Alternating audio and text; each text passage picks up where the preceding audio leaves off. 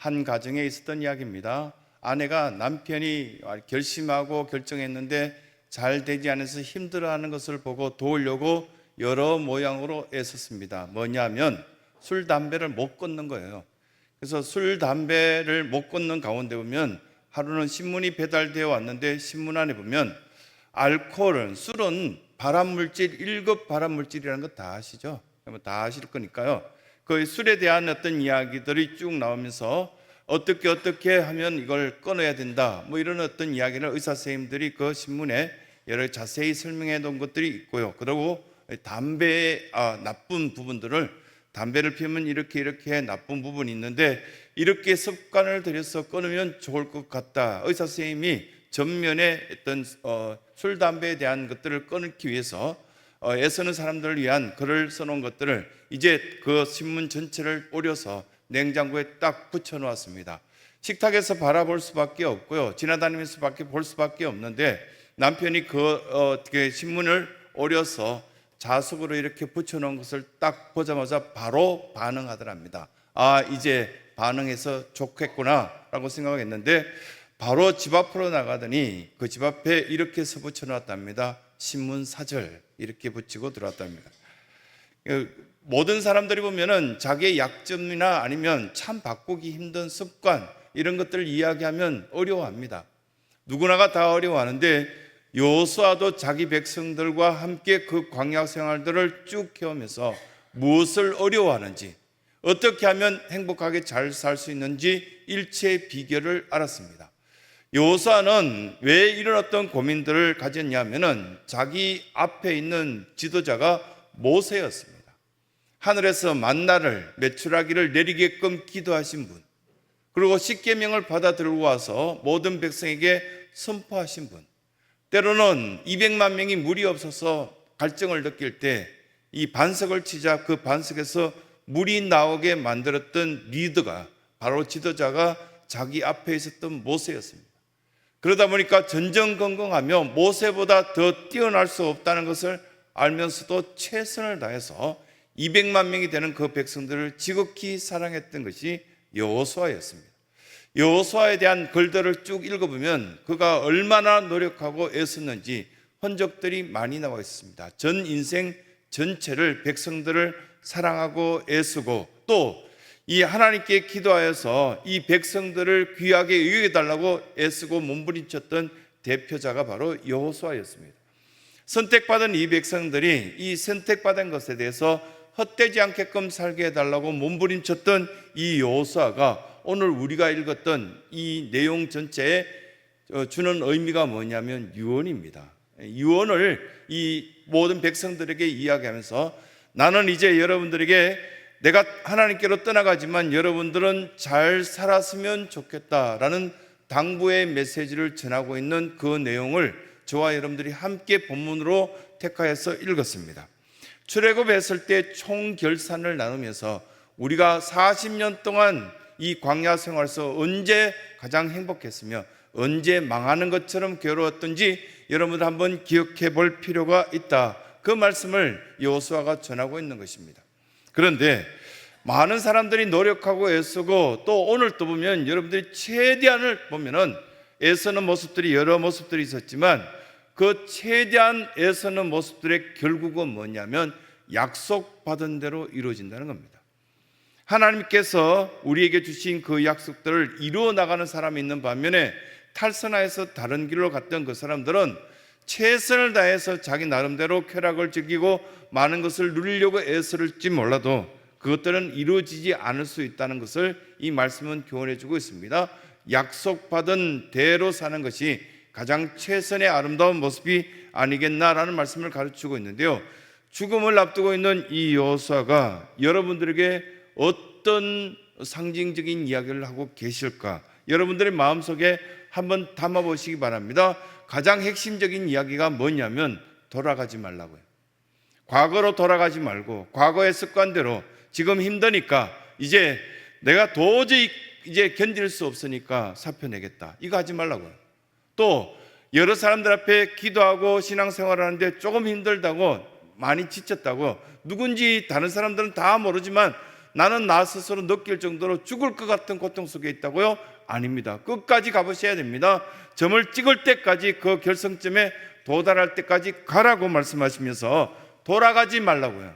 돌아갈 생각을 갖지 말라고요. 그러면서 여러분들에게 내가 사랑하여서 너를 이렇게 지켜보고 이 예배실 속에 이미 찬양하는 그 찬양을 고백 속에서 듣고 있고 또 기도를 듣고 있고 마음을 어루만지고 있는데 왜 그렇게 낙심하느냐 말씀하시며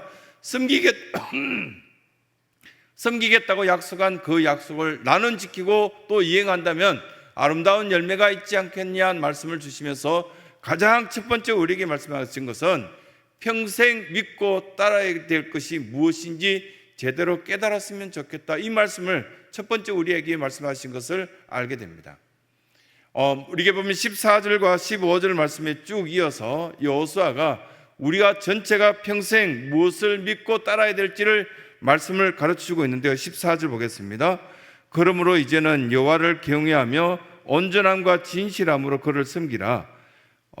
너희의 조상들이 강 저쪽과 애굽에서 섬기던 신들을 치워버리고 여호와만 섬기라. 15절 같이 읽겠습니다. 시작.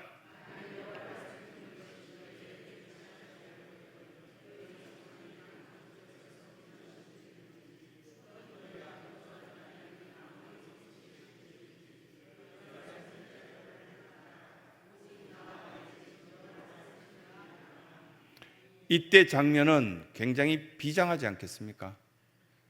200만 명 전체 앞에서 여호수아가 오늘 섬길 자를 너희는 택하라. 강 저쪽에서, 그러니까 요단강 동편에 있는 아모리 사람들이 있던 그 지역이든지 아니면 오래전 40년 전에 우리가 애굽 땅에서 여러 노예처럼 살면서 믿었던 황제 숭배 상상이나 뭐 그런 것들을 생각하면서 그냥 그대로 습관대로 그걸 따라서 그냥 계속 믿겠느냐? 하지만 나와 내 집, 내 자식, 내 아내, 여기 우리 가정 안에 있는 모든 사람들은 오직 하나님만 섬기기로 작정했다. 왜냐하면 그것이 가장 행복했기 때문이다.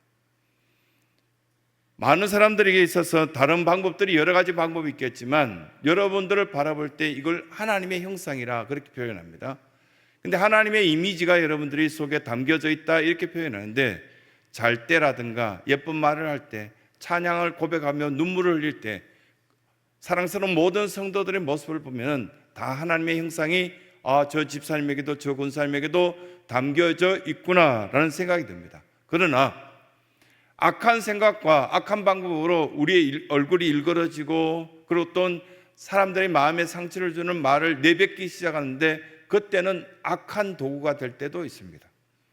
하나님의 형상이 아닌 노예와 같은 모습, 그리고 처절한 악마의 모습과 같은 그 우리를 짓누르고 있는 그 악한 세력에 끌려간 모습이 우리 속에 나타나기도 하지만 우리 속에는 하나님의 이미지가, 하나님의 형상이 담겨져 있기 때문에 우리는 복받은 사람으로 살 수 있다는 말씀을 우리에게 가르쳐 주시면서 대부분 사람들이 보면은 인간적인 복받기를 모두가 원하고 있다는 사실을 이 말씀 가운데 가르쳐 주고 있습니다.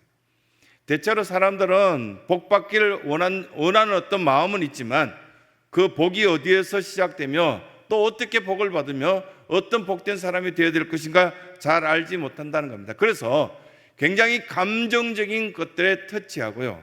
그리고 감정적인 부분들을 많이 이용할 때가 있습니다. 굉장히 믿음 좋으신 분들도 보면 사역을 막 하다가 교회 봉사를 하다가 누군가가 내 마음을 만져줬으면 좋겠고 이해해 줬으면 좋겠고 감정적인 터치를 원할 때가 많이 있지 않습니까? 그리고 그 감정적인 터치를 따라가 버리면 어떻게 되는가? 예수 그리스도의 정신과 십자가의 은혜가 아닌 사람들과의 교제와 사람들과의 어떤 그 관계 속에서 이루어지는 신앙이 아닌 비신앙적인 흐름을 따라 그게 가버릴 가능성이 있다는 겁니다. 이런 모습들은 저에게도 있고 여러분들에도 있습니다. 오늘 정도 이렇게 보면 사역을 다 마치고 차 한잔하면서 다리를 꼬고 앉아서 뭔가 멋지게 음악을 들었으면 좋겠다. 그건 우리의 인간적인 감성이죠. 이 감정적인 어떤 부분이 좋아서 거기에 매몰되어 있는 우리의 신앙생활이 된다면 사람에게 잘 보이려고 하는 그런 신앙이 될 가능성도 있겠죠. 또 한 가지는 쾌락적인 것을 쫓아서 하는 거죠. 즐거우면 무죄고요. 즐겁지 않으면 이건 죄라고. 그렇게 생각하는 사람들도 물론 있습니다. 이 말씀들 가운데 보면 여호수아와 모세가 이스라엘 백성들을 막 끌고 나올 때 왜 이렇게 힘드냐고, 이렇게 힘들 것 같으면 우리는 출애굽할 때 반대했을 건데, 이렇게 이야기하는 장면들이 여러 곳에 나와 있습니다. 여러분들은 지금 출애굽하여서 하나님 나라를 지금 향하고 있는데 조금씩 힘든 부분이 나오고요, 물이 없기도 하고 돈이 없기도 하고 건강이 연약해지기도 합니다. 하지만 내가 믿음으로 내 발걸음 내딛기 시작한다면 하나님께서는 그것들을 채워주시고 함께 해주실 것인데, 계속적인 원망은 약속받은 아브라함의 그 후손들의 모습은 틀림없이 아니라는 사실을 우리는 깨닫게 될 것이라는 사실입니다. 평생 믿고 따르기로 작정한 예수 그리스도, 평생 믿고 따르기로 우리가 서약하며 또한 받아들이고 약속한 하나님의 말씀, 이 모든 것들에 있어서 이 말씀이나 아니면 기도 속에서 우리에게 무엇을 말씀하냐면, 노래처럼 살기를 바라냐, 아니면 예수 그리스도의 자녀인 것처럼 우리가 자유하고 우리의 선택에 따라서 그렇게 살기를 바라느냐, 그런 말씀을 우리에게 주시고 있는 것이거든요. 근데 간혹 보면 제 자신도 목사니까 어쩔 수 없이 기도하러 나가야 되겠다, 이 함정 속에서 우리는 매몰될 때가 참 많은 것을 보게 됩니다. 근데 나 스스로 이 시간을, 내가 기도하는 시간을 갖고 찬양하는 시간을 갖고 섬기는 시간을 갖는 것이 너무 행복하다, 이렇게 했을 때 너무 행복하다는 것을 이제 깨닫게 되는 것이죠. 이번에 선교 갔을 때 15명이 지칠만 한데 아침에 보면 왜 5시 반에 일어나서 저렇게 뛰어다니는지 이해가 안 된다, 이렇게 생각을 했는데요, 교회에 계실 때 여기 한국 땅에 여기에 계실 때 5시 반에 일어나 기도하러 다 나오라 할 때는 또 안 나오다가 거기에 가니까요, 뭔 열심히 뻗쳤는지 5시 반에 다 일어나가지고요, 5시 반에 일어나가지고 세수하는 소리가 옆방에 있는 소리까지 다 들리고요, 그리고 또 이렇게 말려도 안 될 정도로 흥얼거리고 돌아다니지. 여기 있을 때 그래 좀 찬송하지. 그게 보면은 어떤 영향이 있는지 모르겠는데, 너무 더워서 일찍 일어났나, 아니면 저 방에는 에어컨이 고장났나, 그렇게 생각할 정도로 5시 반부터 좋아서 흥분해서 이렇게 움직이시기 시작하니까요, 그 이후에 일어난 사람은 다 게으른 놈 같고 이상한 놈 같아서 일어나야 되겠다. 일어나고 쓰고 난 뒤에 또 문제가 뭐가 생기냐면, 우리 교인들은 일어나면 배고픕니다. 한 6시 반만 돼도 벌써 배고파서 7시에 아무도 안 온 식당에 벌써 7시까지 와가지고 7시에 오셔서 식사를 하시고, 이렇게 보면 선교제 9시 출발합니다 하는데 8시부터 이미 대기하는, 이건 예수도 회원들이 주로 하는 건데, 이렇게 생각할 정도로 다 1층 로비에 다 나와가 준비하고 있는 그 모습들을 보니까 나중에는 예뻐 보였습니다. 예뻐 보이고 좋아 보였어요. 내가 이렇게 주어진 이 시간에 온 교인들이 나를 위해서 기도하고 있고, 온 교인들이 하라고 하면은 그것들을 강제로 할 때는요, 그게 즐거움이 없거든요. 그런데 스스로 결정하여서 내가 오늘 종일 이른 아침부터 저녁 무렵까지 한번 섬기겠다 작정하여서 준비된 도구로 나왔을 때, 내가 평생 동안 믿어야 될 것이 무엇인지 뚜렷하게 드러내 보이는 것이 너무 예뻤다는 거예요. 그럼 여러분, 지금 여러분들의 신앙이 누군가 시켜서 합니까? 아니면 돈을 줘서 합니까? 아니면 내가 강제로 어쩔 수 없이 혼날 것 같아서 한다, 이렇게 한다면 아마도 임직자들 한 6개월 동안 훈련할 때 한 모습하고 똑같아요. 그 임직자들 세워서 훈련할 때 오면은 새벽을 깨워서 우리 같이 기도합시다.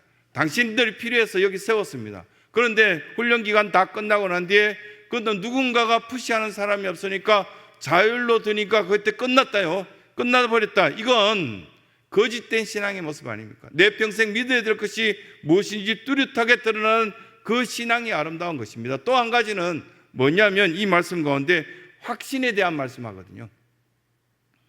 이들이 보면 다른 우상들도 굉장히 많고요, 지금 여러분들 주변에도 예수 그리스도 이외의 것들을 믿는 건 다 우상이거든요.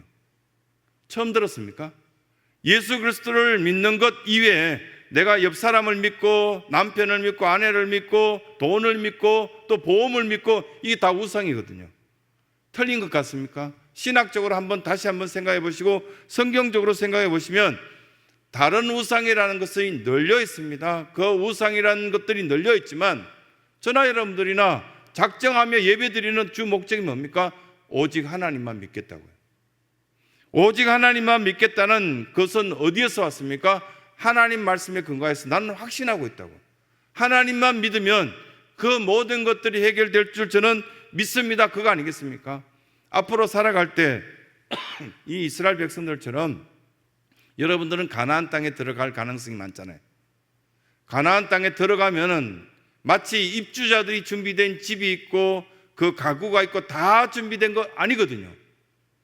여러분들이 가는 회사에 내가 하나님의 딸로 하나님의 아들로 내일 출근하게 되면 다 준비되어 있습니까? 하나님께서 이렇게 여러분들과 함께 이곳에서 신앙생활하면서 오랫동안 경험한 것 중에 하나가 보면 하나님, 이 교회 리모델링이 필요하고요, 저 옥상에 방수가 필요하고요, 아동부 시설의 시설을 좀 잘해서 소문난 아동부 시설이 되었으면 좋겠습니다. 그렇게 말하면 하나님께서 뭐라고 말씀하시냐면 그래 해라고. 오래 걸리지도 않습니다. 그 다음날 아침에 새벽 기도 와서 하나님 이걸 응답해 주세요 라고 기도하는 순간 즉시 그래 허락한다 바로 응답하십니다. 이상합니까? 그러고 난 뒤에 문제가 있더라는 겁니다. 오랫동안 기도하는 가운데 이걸 계속적으로 경험할 때 허락을 했는데 누가 해야 되느냐? 제가 해야 돼요. 기도한 여러분들이 해야 돼요. 하나님, 제 가정에 우리 아이가 신앙생활 잘할 수 있게 은혜를 주옵소서. 그렇게 기도하시면 여러분들이 가르치고 애쓰고 노력해야 돼요.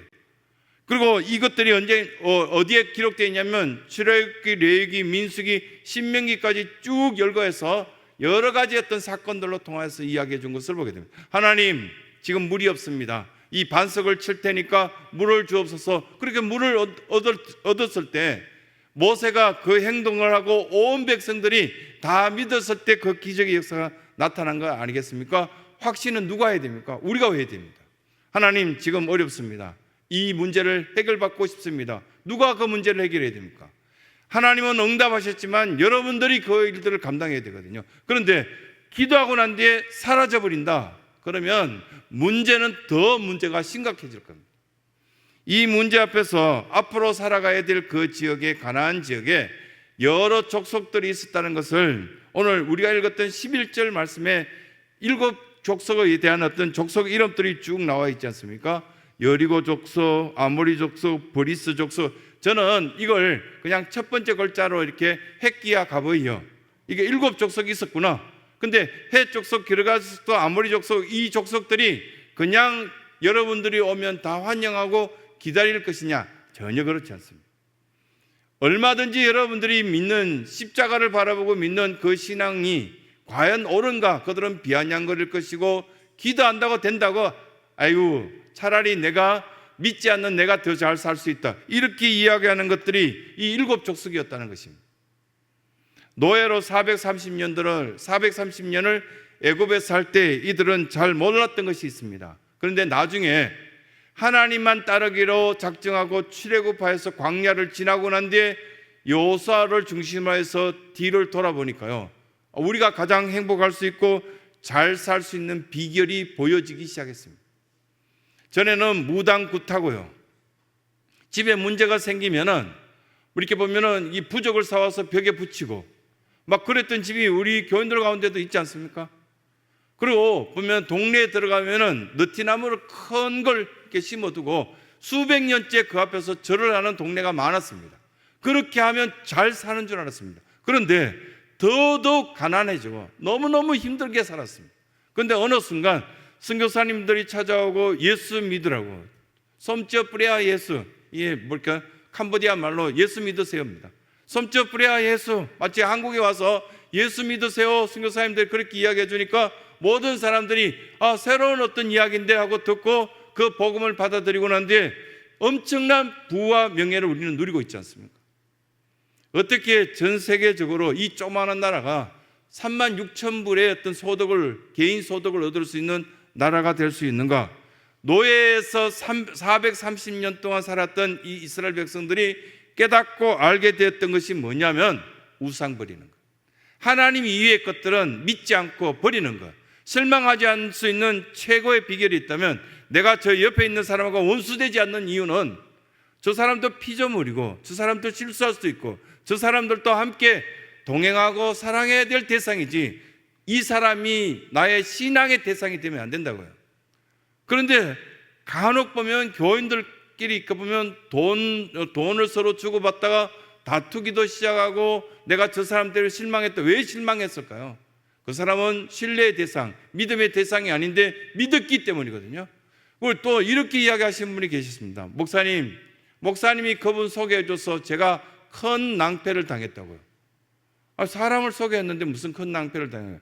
내가 그분 이렇게 소개받고 그분을 100% 믿고 믿었더니 어느 날 갑자기 우리 집에 찾아오더니 물침대 사라 그러고 그랬다는 거예요. 그 약도 사고 뭐도 사줬더니 지금은 아주 배신자가 되어서 저 아는 척도 안 한다고. 그런 어떤 이야기를 쭉 들었을 때 약속의 땅에 들어갔을 때 이스라엘 백성들이 가장 행복하게 살았던 이 일체의 비결이 있다면 이 본문에서 뭐라고 말씀하셨냐면은 하나님이 이외의 것들은 믿지 않았기 때문에, 하나님만 믿었기 때문에, 우상을 버렸기 때문에 이들은 행복한 시간을 보낼 수 있었다는 겁니다. 쇠빙선이라고 여러분 들어보셨죠? 북극에 우리나라에서 만든 좋은 배가 하나 있습니다. 이렇게 보면 굉장히 두꺼운 얼음이 있는데도 그 배는 그냥 지나가더라고요. 얼음을 깨고 지나가요. 쇠빙선. 얼음을 막 깨고 연구원들이 그 배에 타고 그 북극에 있는 여러 가지 것들을 연구하기 위해서 그 배를 이용하여서 많은 연구를 하고 있는 것을 보았습니다. TV에서 특별 방송을 하는데요, 그 쇠빙선이 웬만한 두께의 얼음들은 다 깨어버리고 앞으로 전진해 나가는 걸 봤습니다. 여러분들도 앞에 있는 여러 가지 문제가 있잖아요. 얼음처럼 놓여진 수많은 것들이 있습니다. 어떻게 깨고 나가시겠습니까? 말씀으로 깨고 나가시겠습니까? 아니면 한동안 중단되었던 나의 기도 생활로 다시금 회복하여서 이 문제들을 끼어 나갈 수 있는 비결을 찾으시겠냐? 그 말씀을 우리에게 가르치고 있습니다. 마귀를 때릴 수 있는 비결, 문제를 해결할 수 있는 비결, 이건 기도에 있거든요. 그런데 기도 없이 또 다른 한 주를 보낸다는 것은 굉장히 위험천만한 우리의 신앙생활을 하고 있는데, 하나님께서는 우리에게 이런 말씀을 두 번째 하십니다. 확신. 내가 하나님을 믿고 의지한다는 그 확신은 어디에 있는가? 내가 기도하며 나가겠습니다. 말씀에 근거한 어떤 신앙생활을 하겠습니다. 그 확신을 갖고 나갔을 때 이 쇠빙선처럼 놓여진 수많은 얼음들도 깨어 부수고 나갈 수 있다는 사실을 말씀을 통해서 가르치는 겁니다. 결국은 사랑하는 성도들에게 이렇게 말씀드리고 싶습니다. 주님 안에 속해 계시길 바랍니다.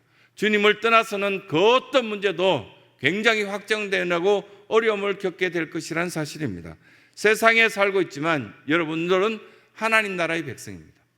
이 땅에 발을 붙이고 내일 또 여러 가지 약속을 지켜나가며 생활해야 되겠지만 하나님 나라의 백성다운 생활을 하는 것이 가장 적절한 믿음의 사람들이라는 사실. 여러분들의 말투나 세상 사람들의 말투는 달라야 된다고 생각합니다.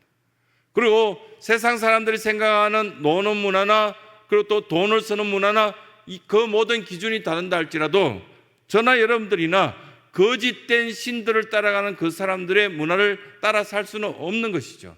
결국은 하나님께서는 로마 시대처럼 황제를 숭배하고 그들 앞에서 절을 하고 또한 여러 가지 어떤 쾌락을 누리고 생활할 때 저와 여러분들은 이 교회 속에서 십자가를 바라보며 주님께서 주신 것으로 만족하고 주님께서 주신 것으로 누리며 함께 공동체를 이루어가는 것이 일체의 비결인 것을 이 말씀은 가르치고 있는 것입니다. 상황, 형편, 어려운 분들 많이 있죠. 그러나 우상을 우리는 가까이 할 필요는 없습니다. 우상을 가까이 할 수는 없습니다. 그 우상 앞에 마음 뺏기는 성도는 굉장히 어렵고 힘들어질 것이라는 사실을 이 말씀을 가르쳐 주면서 세상의 형편이 수많은 어떤 형편이 달라진다 할지라도 오직 주님 앞에서 우리의 마음을 새롭게 함으로써 평생 믿고 따라야 될 것을 확실히 정하시기 바라고, 또 한 가지는 여러분들이 갖고 있는 믿음의 확신, 그 확신으로 통해서 새로운 창조 질서를 이루어낼 것이며 여러분들이 갖고 있는 그 확신은 우리에게 기쁨을 줄 것이라는 사실을 이 말씀은 교훈해 주시는 겁니다. 섬기겠다고 약속하신 여러분, 그 약속에 따라서 오늘 우리는 잠깐 한 1분 정도 기도할 때 하나님, 제가 믿음의 확신을 다시금 견고하게 하옵소서. 그리고 평생 믿고 따를 수 있는 그 복음의 메시지가 제 속에 가득 찰 수 있는 복된 은혜를 주옵소서. 함께 기도하며 나갈 수 있는 온 성도들의 기도 생활이 되시길 간절히 소원합니다. 한 1분 정도 작은 소리로, 아주 작은 소리로 함께 기도하는 시간 갖도록 하겠습니다.